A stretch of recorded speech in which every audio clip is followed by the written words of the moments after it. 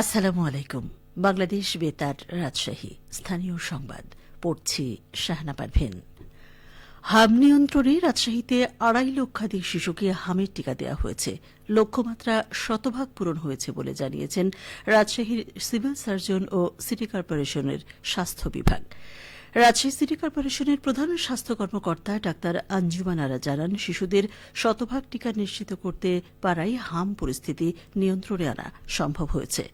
এদিকে চলতি মৌসুমে রামিক হাসপাতালে চিকিৎসা নিতে এসে হাম সন্দেহেও ৫৫ জন রোগী মারা গেছে। হাম সন্দেহে এ পর্যন্ত ১৫ শতাধিক রোগীকে চিকিৎসা দিয়েছে হাসপাতাল কর্তৃপক্ষ। বর্তমানে হাম সন্দেহে হাসপাতালটিতে ভর্তি আছে ৫৭ জন। গত ২৪ ঘণ্টায় নতুন রোগী ভর্তি হয়েছে ২ জন এবং চিকিৎসা শেষে বাড়ি ফিরেছে ৪ জন।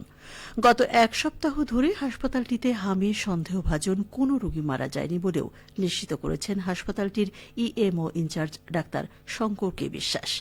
তিনি জানান, বর্তমানে রাজশাহী মেডিকেল কলেজ হাসপাতালের হাম সন্দেহে ভর্তি রোগীর সংখ্যা কমেছে, তবে পরিস্থিতি মোকাবেলায় হাসপাতাল কর্তৃপক্ষ সব ধরনের প্রস্তুতি নিয়ে রেখেছে।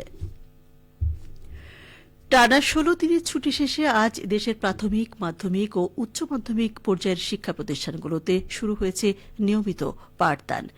ঈদুল আজহা, সাপ্তাহিক ছুটি এবং সরকারি ছুটি মিলিয়ে টানা এই দীর্ঘ বিরতির পর লাখো শিক্ষার্থী তাদের প্রিয় শ্রেণীকক্ষে ফিরেছে। ফলে দেশের বিভিন্ন স্কুল, কলেজ ও মাদ্রাসায় আবারও প্রাণচাঞ্চল্য ফিরে এসেছে। নওগাঁ বিশ্ববিদ্যালয়ে প্রথমবার ২০২৫-২০২৬ শিক্ষাবর্ষে স্নাতক সম্মান শ্রেণীতে ভর্তি কার্যক্রম শুরু হয়েছে। জিএসটি গুচ্ছভুক্ত বিশ্ববিদ্যালয়সমূহের সমন্বিত ভর্তি পরীক্ষায় পছন্দক্রম ও মেধাক্রম অনুযায়ী এ, বি ও সি ইউনিটে বিভাগপ্রাপ্ত শিক্ষার্থীদের নির্ধারিত সময়ের মধ্যে প্রাথমিক ভর্তি নিশ্চয়ন সম্পন্ন করতে হবে। এ সংক্রান্ত একটি নোটিশ গতকাল জারি করেছে বিশ্ববিদ্যালয় কর্তৃপক্ষ।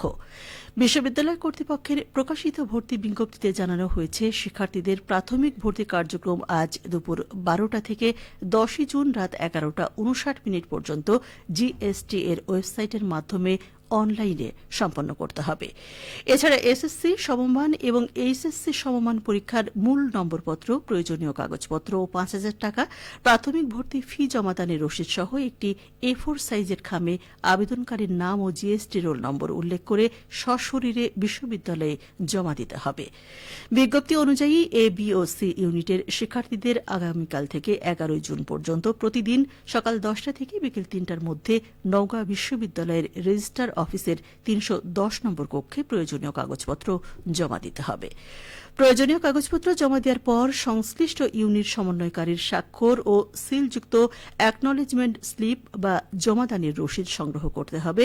পরবর্তীতে মূল নম্বরপত্র ফেরত নেওয়ার সময় এই রসিদ প্রদর্শন করতে হবে। প্রলোভনের মুখোশ উন্মোচন করি, তামাক ও নিকোটিনের আসক্তি প্রতিরোধ করি, এ প্রতিপাদ্যে সিরাজগঞ্জে পালন করা হচ্ছে বিশ্ব তামাক মুক্ত দিবস। দিবসটি উপলক্ষে আজ জেলা প্রশাসনের উদ্যোগে র্যালি ও আলোচনা সভা অনুষ্ঠিত হয়। কালেক্টরেট চত্বর থেকে শুরু হওয়া র্যালি একই স্থানে এসে শেষ হয়। পরে জেলা প্রশাসক কার্যালয়ে অনুষ্ঠিত হয় আলোচনা সভা। র্যালি উদ্বোধন শেষে আলোচনা সভায় প্রধান অতিথি হিসেবে উপস্থিত ছিলেন সিরাজগঞ্জের জেলা প্রশাসক মোহাম্মদ আমিনুল ইসলাম। তিনি বলেন, তামাক ও নিকোটিন আসক্তির ক্ষতিকর প্রভাব সম্পর্কে সচেতনতা বৃদ্ধি করতে হবে, কারণ এটি নীরব ঘাতক। তামাকমুক্ত, সুস্থ ও সচেতন সমাজ গঠনে সম্মিলিত প্রচেষ্টার উপর গুরুত্বারোপ করতে সকলের প্রতি আহ্বান জানান তিনি। র্যালি ও আলোচনা সভায় অতিরিক্ত জেলা প্রশাসকগণ, civil surgeon doctor Nurul Amin, Islamic foundation Sirajganj জেলা কার্যালয়ের উপপরিচালক মোহাম্মদ ফারুক হোসেন সহ নানা শ্রেণী পেশার প্রতিনিধিরা উপস্থিত ছিলেন। নওগাঁয় চলতি বছর ৩০,৫০০ হেক্টর জমিতে আমের ফলন হয়েছে। পাশাপাশি প্রায় ৪,২২,০০০ মেট্রিক টন আম উৎপাদনের লক্ষ্যমাত্রা নির্ধারণ করা হয়েছে। জেলা কৃষি সম্প্রসারণ অধিদপ্তরের উপপরিচালক হুমায়রা মণ্ডল জানান, জেলায় ১৬ জাতের আম উৎপাদন হয়ে থাকে।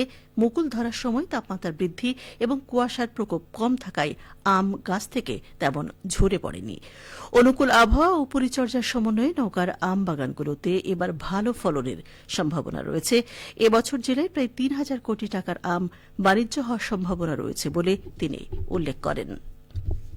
সবশেষে আবহাওয়া।